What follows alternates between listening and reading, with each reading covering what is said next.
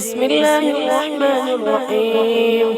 الرحمن علم القرآن، خلق الإنسان علمه البيان. الشمس والقمر بحسبان، والنجم والشجر يسجدان. والسماء رفعها ووضع الميزان، ألا تطغوا في الميزان. وأقيموا الوزن بالقسط ولا تخسروا الميزان. والأرض وضعها للأنام، فيها فاكهة والنخل ذات الأكمام، والحب ذو العصف والريحان. فبأي آلاء ربكما تكذبان؟ خلق الإنسان من صلصال كالفخار، وخلق الجن من مارج من نار. فبأي آلاء ربكما تكذبان؟ رب المشرقين ورب المغربين. فبأي آلاء ربكما تكذبان؟ مرج البحرين يلتقيان، بينهما برزخ لا يبغيان. فبأي آلاء ربكما تكذبان؟ يخرج منهما اللؤلؤ والمرجان. فبأي آلاء ربكما تكذبان؟ وله الجوار المنشآت في البحر كالأعلام. فبأي آلاء ربكما تكذبان؟ كل من عليها فان، ويبقى وجه ربك ذو الجلال والإكرام. فبأي آلاء ربكما تكذبان؟ يسأله من في السماوات والأرض، كل يوم هو في شأن. فبأي آلاء ربكما تكذبان؟ سنفرغ لكم أيها الثقلان. فبأي آلاء ربكما تكذبان؟ يا معشر الجن والإنس إن استطعتم أن تنفذوا من أقطار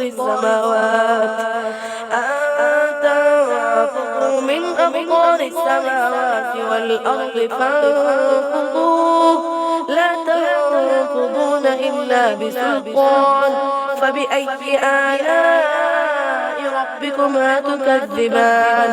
يرسل عليكما شواظ من نار ونحاس فلا تنتصران. فبأي آلاء ربكما تكذبان؟ فإذا انشقت السماء فكانت وردة كالدهان. فبأي آلاء ربكما تكذبان؟ فيومئذ لا يسأل عن ذنبه إنس ولا جان. فبأي آلاء ربكما تكذبان؟ يعرف المجرمون بسيماهم فيؤخذ بالنواصي والأقدام. فبأي آلاء ربكما تكذبان؟ هذه جهنم التي يكذب بها المجرمون، يطوفون بينها وبين حميم آن. فبأي آلاء ربكما تكذبان؟ ولمن خاف مقام ربه جنتان. فبأي آلاء ربكما تكذبان؟ ذواتا أفنان. فبأي آلاء ربكما تكذبان؟ فيهما عينان تجريان. فبأي آلاء ربكما تكذبان؟ فيهما من كل فاكهة زوجان. فبأي آلاء ربكما تكذبان؟ متكئين على فرش بطائنها من استبرق، وجنى الجنتين دان. فبأي فبأي آلاء ربكما تكذبان فيهن قاصرات الطرف لم يطمثهن إنس قبلهم ولا جان فبأي آلاء ربكما تكذبان كأنهن الياقوت والمرجان فبأي آلاء ربكما تكذبان هل جزاء الإحسان إلا الإحسان فبأي آلاء ربكما تكذبان ومن دونهما جنتان فبأي آلاء ربكما تكذبان مدهامتان فبأي آلاء ربكما تكذبان فيهما عينان نضاختان فبأي آلاء ربكما تكذبان فيهما فاكهة ونخل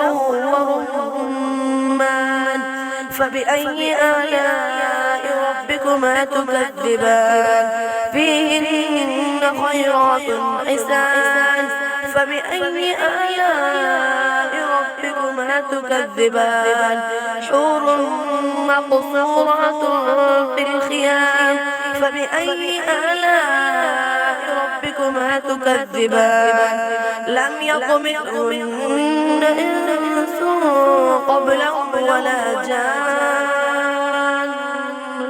فبأي آلاء ربكما تكذبان متكئين على رفرف خضر وعبقري حسان فبأي آلاء ربكما تكذبان تبارك اسم ربك ذي الجلال والإكرام صدق الله العظيم.